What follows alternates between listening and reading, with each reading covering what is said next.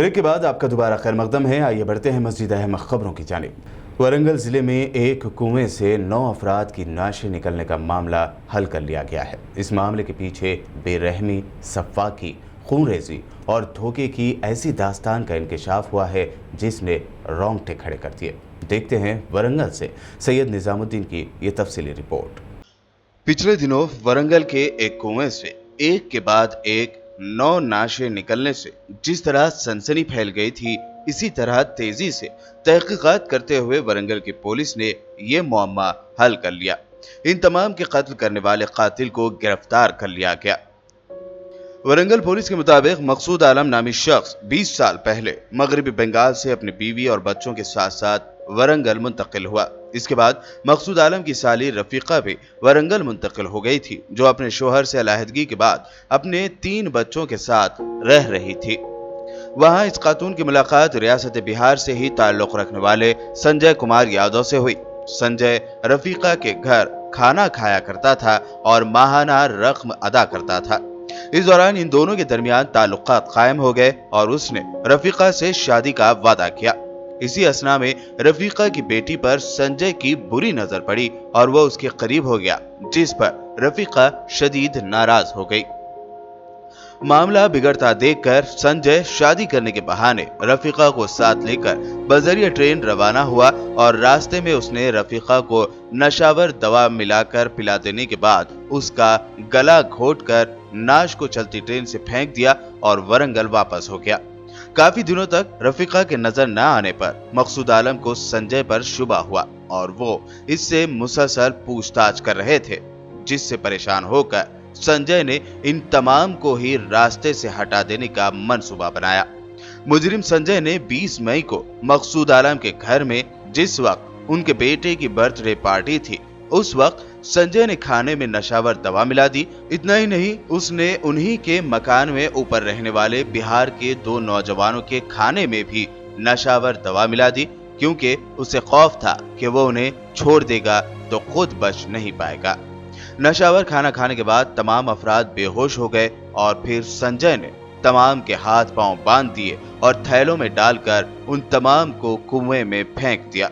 Warangal police commissioner we Ravinder के कहने पर खुसूसी तफ्तीशी टीमें तश्कील दी गई। इन खुसूसी टीमों के जरिए की जाने वाली तहकीकात में पूरे सीसीटीवी कैमरों की जांच पड़ताल की गई और उसके बाद मुलजिम की निशानदही हुई और मुलजिम संजय को उसके घर से हिरासत में लिया गया।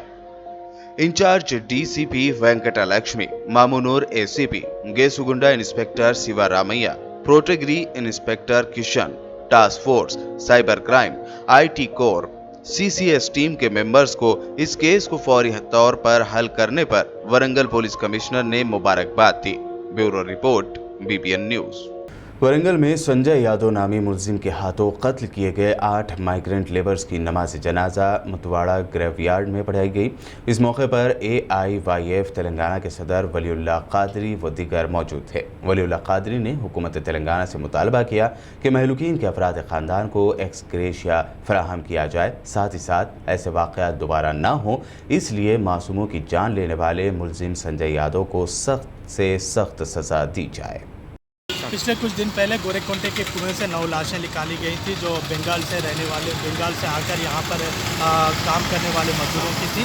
तो वो वाक़े के ऊपर बहुत सारे सवालात भी उठ रहे थे। कई शक भी जाहिर हो रहा था कि ये खुदकुशी नहीं बल्कि कत्ल है, लेकिन पुलिस ने भी इसकी पूरी तहकीकात की और तहकीकात कर पूरे मामले का पर्दाफाश किया और एक कातिल संजय यादव नाम के कातिल को भी गिरफ्तार किया।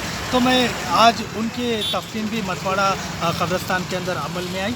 तो मैं सरकार से ये मांग करना चाहता हूँ कि उस कातिल के खिलाफ सख्त से सख्त कार्रवाई की जाए और जो लोग इस वाक़े के अंदर मर गए उनको एक्सेट्रा देने का सरकार काम करे, 10 लाख एक्सेट्रा देने का सरकार काम करे। मैं डिमांड कर रहा हूँ ऐसे वाक़यात दोबारा पेश न आए। पुलिस की भी पेट्रोलिंग को बढ़ाने की ज़रूरत है और हर जगह जहाँ पर सुनसान इलाके, हर गली कोचे में पुलिस की पेट्रोलिंग करने की ज़रूरत है कि ऐसे वाक़यात दोबारा पेश न आने के लिए सख्त से सख्त कार्रवाई करने की ज़रूरत है। मैं सरकार से मांग कर रहा हूँ और इस सारे वाक़े के उसको पुलिस ने पूरी तरह से पर्दाफाश किया। मैं उसका भी पुलिस डिपार्टमेंट को धन्यवाद देता हूँ। हैदराबाद के हबीबनगर पुलिस स्टेशन लिमिट्स में एक गैंग के हमले का वाकया पेश आया है। खबर है कि 40 से 50 अफराद के एक ग्रुप ने मांगोड़ बस्ती के विजय रामा नामी शख्स के मकान पर चाकुओं, आयरन रॉड्स, लाठियों से हमला कर दिया।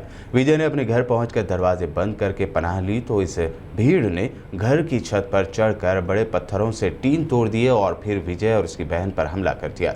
इस हमले में दोनों बुरी तरह जख्मी हो गए। विजय को उस्मानिया अस्पताल में इलाज की गर्ज से भर्ती कराया गया था, वहीं उसकी बहन को भी शदीद जख्म आए हैं।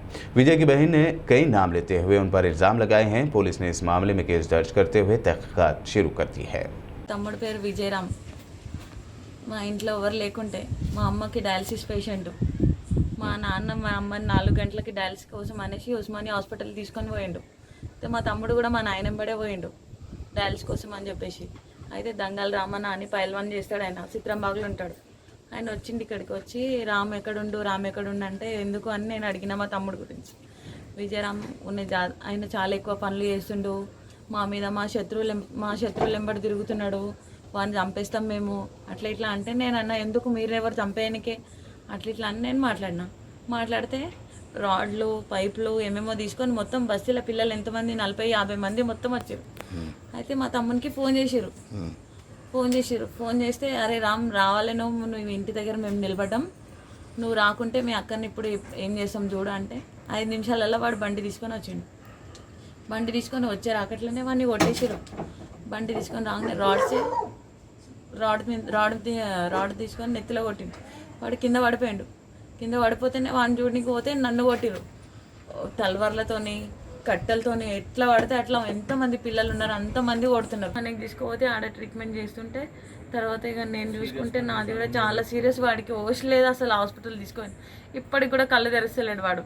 हैदराबाद के कुलसुमपुरा पुलिस स्टेशन हुदूद में एक कातिलाना हमले की वारदात में एक शख्स बुरी तरह जख्मी हो गया। जख्मी शख्स की शनाख्त संजय सिंह के तौर पर हुई है। संजय के घर वालों ने बताया कि करीब 20 अफराद ने संजय सिंह पर तेजधार हथियारों से हमला किया।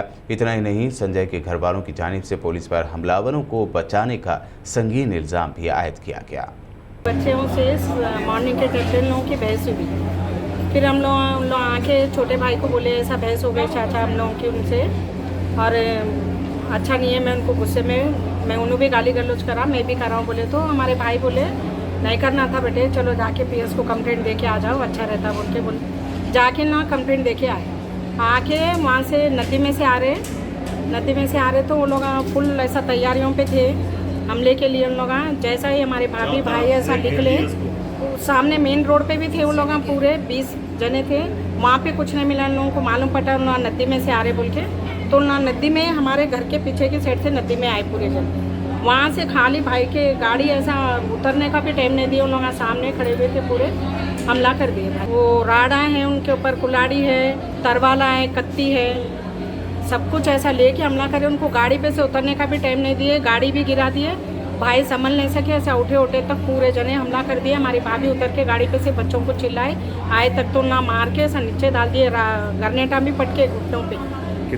जेडी मेटला पुलिस स्टेशन हुदूद में 3 चोरों को हिरासत में लिया गया। इस सिलसिले में एसीपी बालानगर डिवीजन पुरुषोत्तम ने प्रेस कॉन्फ्रेंस में तफसीलात बताते हुए कहा कि जेडी मेटला एसआर नायक नगर में रहने वाले मुक्तेंदर अपने भाई के इंतकाल के बाद गांव चला गया था और घर खाली था। ऐसे में 3 चोरों ने 10 मई को यहां चोरी की, जिसकी इत्तला पुलिस को मिली। पुलिस ने जाए वारदात का दौरा करते हुए मौके से फिंगरप्रिंट समेत दिगर सबूत हासिल किए और तफ्तीश करते हुए 3 चोरों को गिरफ्तार कर लिया। पुलिस ने इन चोरों के कब्जे से 5 तोला गोल्ड, 11 तोले चांदी के जेवरात और एक कैमरा, 4,62,400 रुपये कैश, एक टीवीएस एक्सल गाड़ी जब्त कर ली। ఈ దొంగతనం వచ్చిన ఫిర్యాదు ఆధారంగా మనం కేసు నమోదు చేసి క్లూస్ టీమ్ను పిలిపించి క్లూస్ టీంలో వెరిఫై చేస్తే ఈ ముగ్గురు భరత్, వెంకట్ వీళ్ళకి సంబంధించిన ఫింగర్ ప్రింట్స్ వచ్చినాయి. తర్వాత మనం వీళ్ళ ఫోన్ నెంబర్లు వెరిఫై చేస్తే కాల్ డాటా ఆధారంగా వీళ్ళ లొకేషన్ కూడా మన దగ్గర వచ్చింది. దీన్ని బేస్ చేసుకొని మనం వీళ్ళ ఇళ్ళ మీద ఈరోజు మార్నింగ్ రైడ్ చేసి ఈ దొంగతనానికి సంబంధించిన సొత్తును అంతా కూడా దాదాపుగా 4,62,000 రూపాయలు, 4 తొలాల బంగారు. అదేవిధంగా జీడిమెట్లలో వీళ్ళు ఒక బైక్ దొంగతనం కూడా చేయడం జరిగింది. ఆ బైకుని తర్వాత సూరారంలో ఉన్నటువంటి దిండిగల్ పోలీస్ స్టేషన్లో కూడా అక్కడ కూడా ఒక ఇంట్లో దొంగతనం చేసి కొంత రోల్డ్ గోల్డ్ కొంత బంగారు కూడా వీళ్ళు తీసుకు. देश की अहम रियासत राजस्थान के शहर जयपुर में कोरोना की तबाही के बाद एक और तबाही का खतरा मंडरा रहा है। ये तबाही है छोटे छोटे कीड़े जिन्हें टिड्डी या लोकस्ट कहते हैं। पाकिस्तान के सरहदी इलाकों में फसलों को बड़े पैमाने पर तबाह करने के बाद टिड्डियों का ये सैलाब राजस्थान के जयपुर से होता हुआ यूपी के आगरा जिले तक पहुंच गया है। इससे पहले राजस्थान के जयपुर के परकोटा इलाके में टिड्डियों ने कपास की फसल और सब्जियों को बड़े पैमाने पर नुकसान पहुंचाया। टिड्डियों के इस सैलाब को देखकर लोग अपने घरों में पेड़ पौधों को भी बचाने में लग गए। लगभग 28 साल बाद टिड्डियों के इस सैलाब ने जयपुर जिले में दस्तक दी है। इससे पहले 1993 में टिड्डियों ने जयपुर जिले में फसलों को तबाह कर दिया था। राजस्थान में नुकसान पहुंचाने के बाद टिड्डियों का यह सैलाब मध्य प्रदेश की सरहद की तरफ बढ़ गया। इससे अलग यूपी के आगरा समेत कई शहरों में इसके पहुंचने का अंदेशा है। इसे लेकर इंतजामिया को अलर्ट भी कर दिया गया है।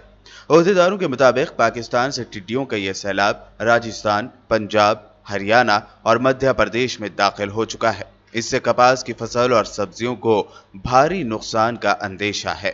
आमतौर पर टिड्डियों का यह सैलाब जून जुलाई में आता है, ताहम इस साल ये जल्दी दाखिल हो गया। और अब आखिर में हेडलाइंस पर एक और नजर।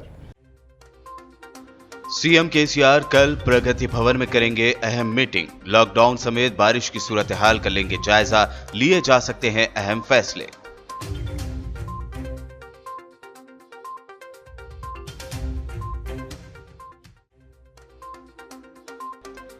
वेंटिलेटर्स फराहम करने की डीआरडीओ से अपील। हुकूमत की अपील पर डीआरडीओ फराहम करेगा वेंटिलेटर्स।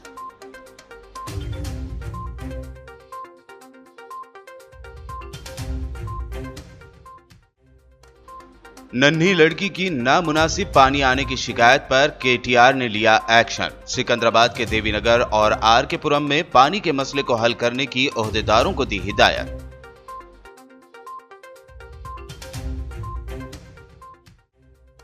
हैदराबाद समेत तेलंगाना में गर्मी की लहर में शदीद इजाफा। रियासत के कई अजला में टेम्परेचर 46 डिग्री किया गया दर्ज। लोगों को घरों में रहने की हिदायत।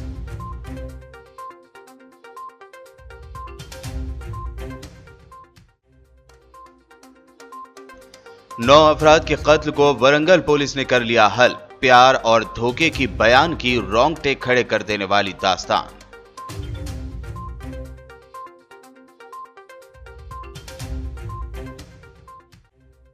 और कोरोना के बाद देश के कई रियासतों में टिड्डियों के हमले। जयपुर में फसलों को बड़े पैमाने पर नुकसान की है खबर।